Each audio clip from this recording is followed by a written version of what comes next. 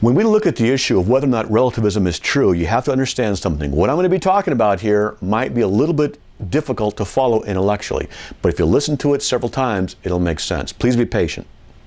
So how do we deal with relativism? Is it easy to refute? Well, yes, it is. Relativism is the philosophical position that all points of view are equally valid and that all truth is relative to the individual. But if we look further at this, we can see that this proposition is not logical. In fact, it is self-refuting.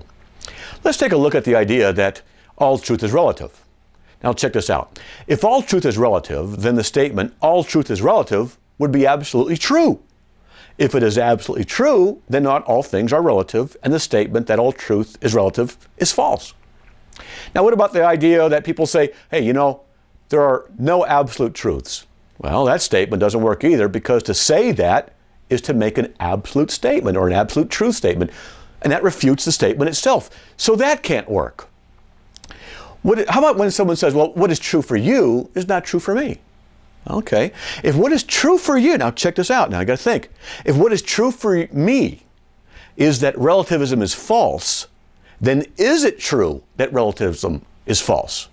If you say no, then what is true for me is not true for me, and relativism is false. If you say yes, then relativism is false. If you say that it is only true for me that relativism is false, then I am believing something other than relativism, namely that relativism is false, as being absolute truth that it's false. If that is true, then how can relativism be true? Am I believing a premise that is true or false, or neither? If it is true for me that relativism is false, then relativism within me holds the position that relativism is false. This is self-contradictory. If it is false for me that relativism is false, then relativism isn't true, because what is true for me is not said to be true for me. If you say that it is neither true or false, then relativism isn't true, since it states that all views are equally valid. And by not being at least true, relativism is shown to be wrong.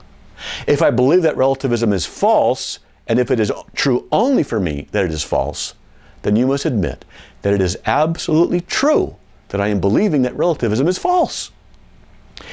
If you admit that it is absolutely true that I'm believing relativism is false, then relativism is defeated, since you admit there is something absolutely true. If I am believing in something other than relativism that is true, then there is something other than relativism that is true, even if it is only for me. Now this is pretty tough, I know, but we're not done yet. You see, if relativism is true, then we have to look at this. If there is something other than relativism that is true, then relativism is false. No one can know anything for sure. If that is true, then we can know that we cannot know anything for sure, which again is self-defeating. Or how about when people say, well, that's your reality, not mine? Okay, well, is my reality real?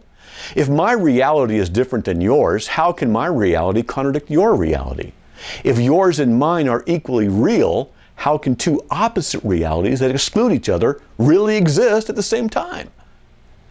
We all perceive what we want. How do you know that the statement is true? If we all perceive what we want, then what we are wanting to perceive is what we perceive. If you say you want to perceive truth, how do you know if you are not deceived? Simply desiring truth is no proof you have it. You may not use logic.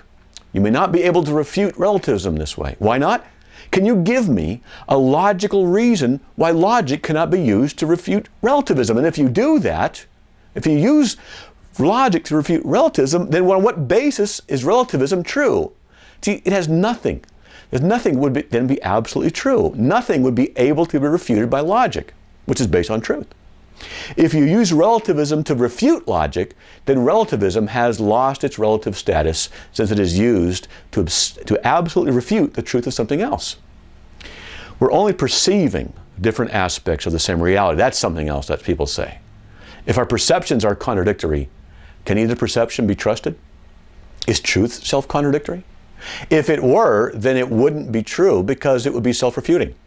If something is self-refuting, then it isn't true. If it is true that we are perceiving different aspects of the same reality, then I am believing something that is false, since I believe that your reality is not true. How then could they be the same reality? If you're saying that it is merely my perception that is not true, then relativism is refuted. If I am believing something that is false, then relativism is not true since it holds that all views are equally valid. If my reality is that your reality is false, then both cannot be true. If both are not true, then one of us or both is in error. If one or both of us is in error, then relativism is not true. Some people say that relativism itself is excluded from the critique, that it is absolutely self-refuting. Okay, then on what basis do you simply exclude relativism from the critique of logic? Is this an arbitrary act? If so, does it justify your position? If it is not arbitrary, what criteria did you use to exclude it? To exclude itself from the start is an admission of the logical problems inherent in its system of thought. This is why relativism doesn't work. There are absolute truths, and to say that there are no absolute truths is self-refuting. This is why relativism can't be true.